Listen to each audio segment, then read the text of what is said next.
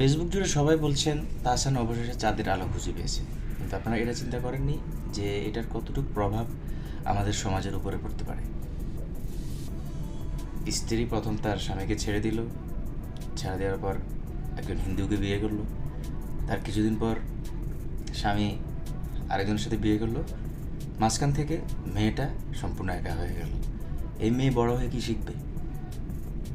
এরকম বাবা মা আল্লাহ যাতে আমার শত্রুকেও না দেয়, এদের থেকে আমাদের দূরে থাকা সম্পূর্ণ উচিত। এদের মতো মানুষদেরকে আমরাই সেলিব্রিটি বানাই।